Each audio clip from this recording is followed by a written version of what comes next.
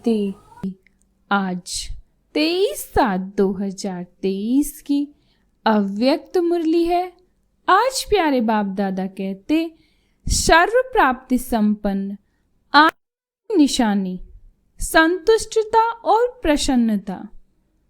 आज सर्व प्राप्तियां कराने वाले बाप दादा अपने चारों ओर के प्राप्ति संपन्न बच्चों को देख रहे हैं। सर्व प्राप्तियों के दाता संपन्न और संपूर्ण बाप के बच्चे हैं, तो हर एक बच्चे को बाप ने सर्व प्राप्तियों का वर्षा दिया है।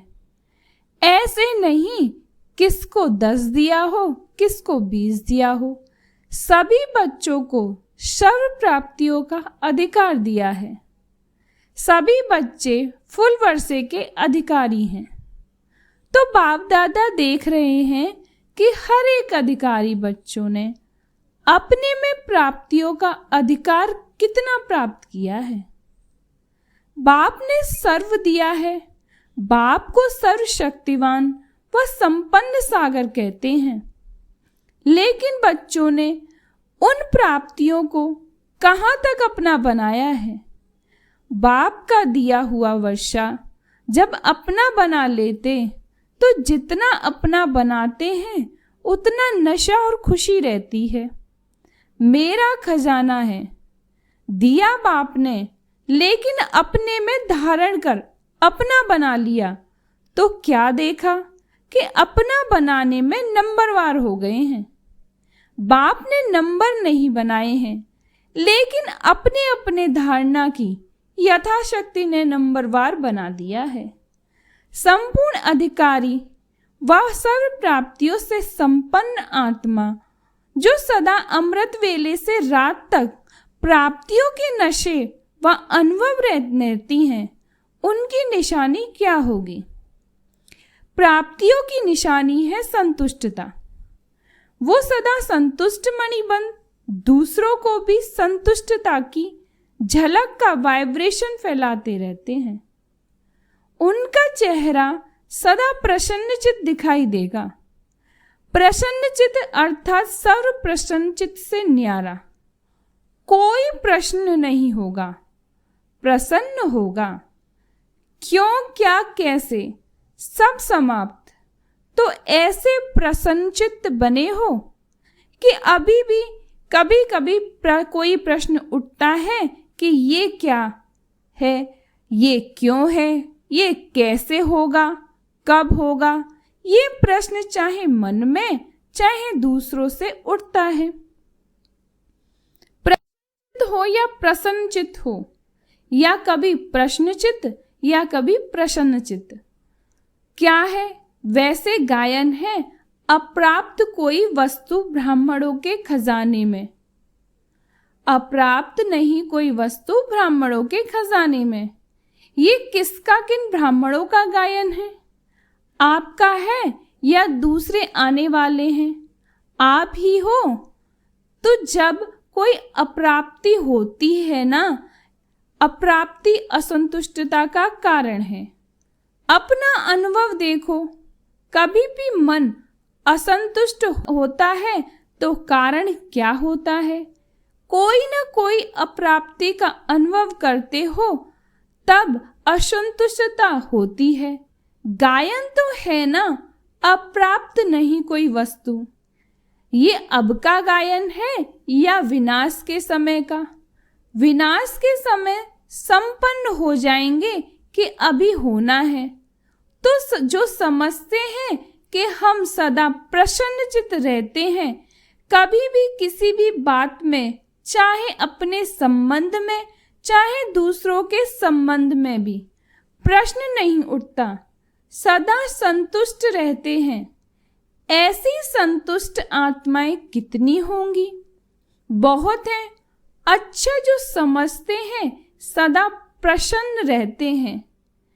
चाहे माया कितनी भी हिलाए, लेकिन हम नहीं हिलते, माया को हिला देते हैं। माया नमस्कार करती है, हम अंगद हैं, माया हार जाती है, लेकिन हम विजयी हैं। जो ऐसे हैं वो हाथ उठाओ। सदा शब्द याद रखना, कभी कभी वाले नहीं, बहुत थोड़े हैं, कोटों में कोई है। क्वेश्चन मार्क उठता है तो है ना, क्वेश्चन मार्क डिक्शनरी से निकल जाए। हलचल भी ना हो, कंप्यूटर चलाते हो तो आता है ना, आपके बुद्धि रूपी कंप्यूटर में सदा फुल स्टॉप की मात्रा आए। क्वेश्चन मार्क आश्चर्य की मात्रा खत्म, इसको कहा जाता है सदा प्रसन्नचित्त। ऐसा प्रसन्नचित्त औरों का भी क्वेश्चन मार्क खत्म कर देता है। नहीं तो स्वयं में अगर क्वेश्चन मार्क है तो कोई भी बात सुनेंगे, देखेंगे, कहेंगे हाँ ये तो होना ही नहीं चाहिए, लेकिन होता है। मैं भी समझाती हूँ होना नहीं चाहिए, मिक्स हो जाएंगे। उसके प्रश्न को और अंडरलाइन कर देंगे। टेका दो दे दिया ना, हाँ ये ठीक नहीं लेकिन होता है, तो प्रश्नचित्त उसको नहीं किया लेकिन और ही प्रश्न को बढ़ा दिया, एडिशन हो गई। वैसे 1 का क्वेश्चन था, अभी 2 का हो गया, 2 से 4 का हो जाएगा। तो प्रश्नचित्त वाइब्रेशन के बजाय प्रसन्नचित्त का वाइब्रेशन जल्दी फैलता है। हाँ ऐसा है, साथ दे दिया, आश्चर्य की मात्रा आ गई ना। हाँ तो फुल स्टॉप तो नहीं हुआ ना, चाहे अपने प्रति भी, ये मेरे से होना नहीं चाहिए, ये मेरे को मिलना चाहिए, ये दूसरों को नहीं होना चाहिए। तो ये चाहिए प्रश्नचित्त बना देती है, प्रसन्न चित्त नहीं। तो सभी का लक्ष्य क्या है? संतुष्ट प्रसन्न चित्त। जिसका प्रसन्न चित्त होता है उसके मन बुद्धि में व्यर्थ की गति फास्ट नहीं होगी। सदा निर्मल निर्माण होने के कारण सभी को अपने प्रसन्न चित्त की छाया में शीतलता देंगे। कैसा भी आग समान जला हुआ बहुत गर्म दिमाग का हो, लेकिन प्रश्नचित्त के वाइब्रेशन की छाया में शीतल हो जाएगा। कमजोरी क्या आती है? वैसे ठीक चलते हो, अपने रीति से अच्छे चलते हो, लेकिन जब संबंध संपर्क में आते हो तो दूसरों की कमजोरी देखते, सुनते, वर्णन करते प्रभाव में आ जाते हो। फिर कहते हो कि इसने किया ना, इसलिए मेरे से भी हो गया। इसने कहा तभी मैंने कहा, उसने 50 बारी कहा, मैंने 1 बारी कहा। फिर बाप के आगे भी बहुत मीठी मीठी बातें रखते हैं, कहते हैं बाबा आप समझाओ ना, इतना सहन कहाँ तक करें, फिर भी पुरुषार्थी है ना, तो थोड़ा तो आएगा ना। बाप को भी समझाने लगते हैं। यहाँ जो निमित्त हैं उन्हों को बहुत कथाएं सुनाते हैं, ऐसा था ना, ऐसा था ना, ऐसा था ना, ऐसे ऐसे की माला जपते हैं। बाप दादा सदा ही इशारा देते हैं कि ऐसी बातें 2 अक्षर में वर्णन करो, लंबा वर्णन नहीं करो, क्योंकि ये व्यर्थ की बातें बहुत चटपटी होती हैं, मसालेदार लगती हैं। जैसे खाने में भी खट्टी मीठी चीज हो तो अच्छी लगेगी ना, और फीकी सादी हो तो कहेंगे ये तो खाते ही रहते हैं। तो व्यर्थ बातें, व्यर्थ चिंतन सुनना, बोलना और करना, इसमें चलते चलते इंस्ट्रक्ट बढ़ जाता है। फिर सोचते हैं है तो नहीं, मैं तो नहीं चाहती थी, लेकिन इसने सुनाया था, मैंने कहा कि अच्छा उसका सुन लें, दिल खाली कर दें। उसकी दिल तो खाली हुई और अपने दिल भर ली। वो थोड़ा थोड़ा दिल में भरते भरते फिर संस्कार बन जाता है, और जब संस्कार बन जाता है तो महसूस नहीं होता कि ये रॉन्ग है, ये व्यर्थ संस्कार बुद्धि के निर्णय को खत्म कर देता है। इसलिए सबसे सहज सदा संतुष्ट रहने की विधि है। सदा अपने सामने कोई न कोई विशेष प्राप्ति को रखो, क्योंकि प्राप्ति भूलती नहीं है। ज्ञान की पॉइंट्स भूल सकती हैं, लेकिन कोई भी प्राप्ति भूलती नहीं। बाप से क्या क्या मिला, कितना मिला, वैरायटी पसंद आती है ना। एक जैसा पसंद नहीं होता। तो आप अपने प्राप्तियों को देखो। ज्ञान के खजाने की प्राप्ति कितनी है, योग से शक्तियों की प्राप्ति कितनी है, दिव्य गुणों की प्राप्ति कितनी है, प्रैक्टिकल नशे में खुशी में रहने की प्राप्तियां कितनी हैं। बहुत लिस्ट है ना। पहले भी सुनाया था कि कभी कोई गुण की प्राप्ति हो सामने रखते हुए संतुष्ट रहो, क्योंकि एक गुण भी अपनाया तो जैसे विकारों को आपस में बहुत गहरा संबंध है। अगर बाहर के रूप में इमर्ज रीति से क्रोध है, लेकिन आंतरिक चेक करो तो क्रोध के साथ लोभ अहंकार होता ही है। ये सब आपस में साथी हैं। कोई इमर्ज रूप में होते हैं, कोई मर्ज रूप में होते हैं। तो गुण भी जो है उनों का भी आपस में संबंध है। इमर्ज एक गुण को रखो, लेकिन दूसरे गुण भी उनके साथ ही मर्ज रूप में होते हैं। तो रोज कोई न कोई प्राप्ति स्वरूप का अनुभव अवश्य करो। अगर प्राप्ति इमर्ज रूप में होगी तो प्राप्ति के आगे अप्राप्ति खत्म हो जाएगी और सदा संतुष्ट रहेंगे। वैसे भी देखो, दुनिया में भी मुख्य प्राप्तियां सभी क्या चाहते हैं। हर एक चाहता है कि अपना नाम अच्छा हो, दूसरा मान और तीसरा शान। नाम मान शान ये प्राप्त करना चाहते हैं। आप भी क्या चाहते हो? आप भी तो यही चाहते हो ना, हद का नहीं बेहद का। तो दुनिया वाले तो हद के नाम के पिछाड़ी दौड़ते हैं और अपना नाम विश्व में जितना ऊंचा है उतना और किसका है। तो आप अपने नाम को देखो। सबके नाम की विशेषता ये है कि आपका नाम कौन जपता है। स्वयं भगवान आपका नाम जपता है। तो इससे बड़ा नाम क्या होगा। आपके नाम से अभी लास्ट नाम में भी अनेक आत्माएं अपना शरीर निर्वाह चला रही हैं। आप ब्राह्मण हो ना, तो ब्राह्मणों के नाम से आज भी नामधारी ब्राह्मण कितना कमा रहे हैं। अभी तक नामधारी ब्राह्मण भी कितना ऊंचे गाए जाते हैं। तो आपके नाम की कितनी महिमा है।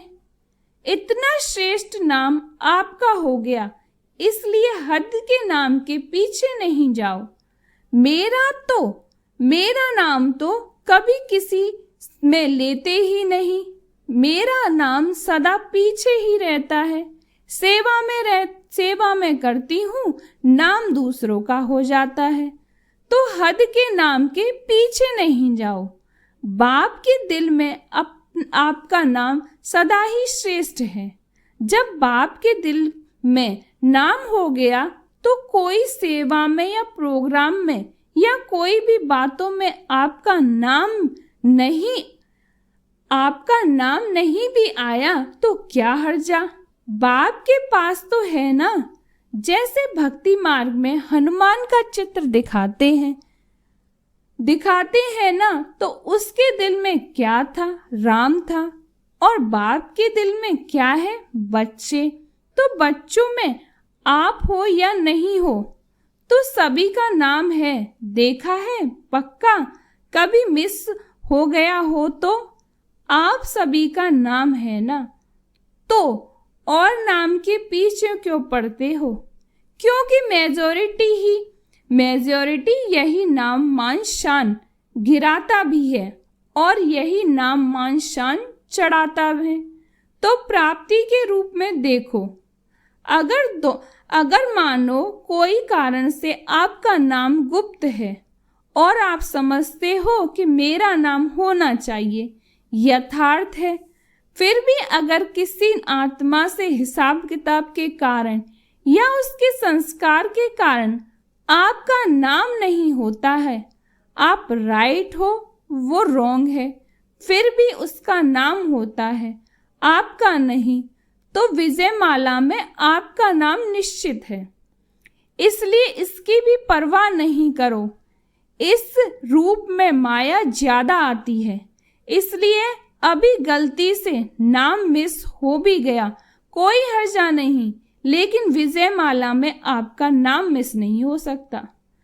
पहले आपका नाम होगा तो अपने नाम की महिमा याद रखो कि मेरा नाम बाप के दिल पर है, विजयमाला में है, अंत तक मेरा नाम सेवा कर रहा है। और आपका मान कितना है? भगवान ने भी आपको अपने से आगे रखा है। पहले बच्चे तो स्वयं बाप ने मान दे दिया। कितना आपका मान है उसका प्रूफ देखो कि आपके जड़ चित्रों का भी लास्ट जन्म तक कितना मान है। चाहे जाने नहीं जाने, लेकिन कोई भी देवी देवता का चित्र होगा तो कितने मान से उनको देखते हैं। सबसे श्रेष्ठ मान अब तक आपके चित्रों का भी है। ये प्रूफ है। जब आपके चित्र ही इतने माननीय पूजनीय हैं, तो जिसका मान रखा जाता है उसको पूजनीय माना जाता है। हमेशा कहते हैं ना, यह हमारे पूजनीय है, पूज्य है, तो प्रैक्टिकल प्रूफ है कि आपके चित्रों का भी मान है। तो चैतन्य में है तब भी चित्रों का मान है। अगर चैतन्य में मान नहीं होता तो चित्रों को कैसे मिलता? बाप तो सदा कहते हैं पहले बच्चे डबल पूजे जाते हैं, बाप सिंगल, तो आपका मान बाप से ज्यादा हुआ ना। इतना श्रेष्ठ मान मिल गया तो जब भी कोई हद के मान की बात आए तो सोचना कि आत्माओं का मान क्या करेगा जब परम आत्मा का मान मिल गया। ऐसे नहीं सोचो कि हम इतना कुछ करते फिर भी मान नहीं देते, पूछते नहीं। ये सोचना व्यर्थ है, क्योंकि जितना आप हद के मान के पीछे दौड़ लगाएंगे ना, तो ये हद की कोई भी चीज परछाई के समान है। परछाई के पीछे पड़ने से कभी परछाई मिलती है और आगे बढ़ती जाती है। तो ये हद का मान, हद का नाम, ये परछाई है। ये माया के धूप में दिखाई देती, लेकिन है कुछ भी नहीं। तो नाम भी आपको मिल गया, मान भी आपको मिला हुआ है, और शान कितना है। अपने एक एक शान को याद करो। और किसने शान में बिठाया? बाप ने बिठाया। बाप के दिल तक नशीन है। सबसे बड़े ते बड़ी शान राज्य पद है ना, तो आपको ताज तख्त मिल गया है ना, जो परम आत्मा के तख्त नशीन है। इससे बड़ी शान क्या है? कभी कभी निर्णय करने में एक छोटी सी गलती कर देते हो। जो रियल शान, रूहानी शान है, वो कभी भी अभिमान की फीलिंग नहीं देगा। तो कभी कभी क्या करते हो? होता अभिमान है, लेकिन समझते हो कि ये शान तो अपना रखना चाहिए, इतना शान तो रखना चाहिए ना। शान में रहना अच्छा होता है, लेकिन शान है या अभिमान है, उसको अच्छी तरह से चेक करो। कभी कभी अभिमान को मान समझ लेते हैं और फिर निर्माण नहीं होते हैं। आप अपने शान को रियल समझते हो, लेकिन दूसरे समझते हैं कि ये अभिमान है, तो थोड़ा भी कुछ कह देते तो आपको अभिमान लगेगा। अभिमान वालों को अपमान बहुत जल्दी फील होगा। थोड़ा भी किसके हंसी में कुछ कह दिया तो अपमान लगेगा, ये अभिमान की निशानी है। सोचेंगे नहीं मैं तो ऐसा हूं नहीं, ऐसे थोड़ा ही कहना चाहिए। तो निर्णय ठीक करो। उस समय निर्णय में कमी कर लेते हो, यथार्थ के बजाय मिक्स होता है और आप उसको यथार्थ समझ लेते हो तो कहने में आता है कि ये है बहुत अच्छे, लेकिन बोलचाल उठना बैठना जो है न वो अभिमान लगता है। ये भी किसी ने कहा तो अपमान की फीलिंग आ जाएगी। तो स्वाभिमान और अभिमान के अंतर को भी चेक करो। स्वाभिमान कितना बड़ा है, शान कितनी बड़ी है। उस बेहद के नाम मान शान को सदा इमर्ज रखो, मर्ज नहीं इमर्ज करो। जैसे याद में कभी कभी अलबेलापन आ जाता है तो कहते हैं हम हैं ही बाप के, याद क्या करें, लेकिन इमर्ज संकल्प से प्राप्ति का अनुभव होता है। ऐसे ही हर धारणा में अलर्ट रहो, अलबेले नहीं बनो, क्योंकि समय समीप आ रहा है और समय समीप क्या सूचना दे रहा है। समान बनो, संपन्न बनो। तो इस समय की चैलेंज को देखो और सर्व प्राप्तियों से संपन्न बनो। अच्छा, चारों ओर के सदा सर्व प्राप्ति स्वरूप आत्माएं, सदा संतुष्ट, सदा प्रसन्नचित रहने वाली श्रेष्ठ आत्माएं, सदा स्वयं को श्रेष्ठ मान शान, नाम मान शान के अधिकारी अनुभव करने वाली समीप आत्माएं, सदा सर्व को संतुष्टता के वाइब्रेशन की लाइट माइट देने वाले प्रसन्नचित आत्माओं को बाप दादा का याद प्यार और नमस्ते। हम रूहानी बच्चों की रूहानी बाप दादा को याद प्यार और नमस्ते नमस्ते नमस्ते। शुक्रिया बाबा, शुक्रिया बाबा, शुक्रिया बाबा। आज का प्यारे बाप दादा का वरदान है, हर सेकंड स्वयं को भरपूर अनुभव कर सदा सेफ रहने वाले स्मृति सो समर्थ स्वरूप भव। हर सेकंड स्वयं को भरपूर अनुभव कर सदा सेफ रहने वाले स्मृति सो समर्थ स्वरूप भव। बाप दादा द्वारा संगम युग पर जो भी खजाने मिले हैं उनसे स्वयं को सदा भरपूर रखो। जितना भरपूर उतना हलचल नहीं। भरपूर चीज में दूसरी कोई चीज आ नहीं सकती। ऐसे नहीं कह सकते हैं कि सहन शक्ति व शांति की शक्ति नहीं है। थोड़ा क्रोध या आवेश आ जाता है। कोई दुश्मन जबरदस्ती तब आता है जब अलबेलापन है या डबल लॉक नहीं है। याद और सेवा का डबल लॉक लगा दो। स्मृति स्वरूप रहो तो समर्थ बन सदा ही सेफ रहेंगे। आज का स्लोगन है, विश्व का नव निर्माण करने के लिए अपनी स्थिति निर्माणचित बनाओ। विश्व का नव निर्माण करने के लिए अपनी स्थिति निर्माणचित बनाओ। ओम शांति।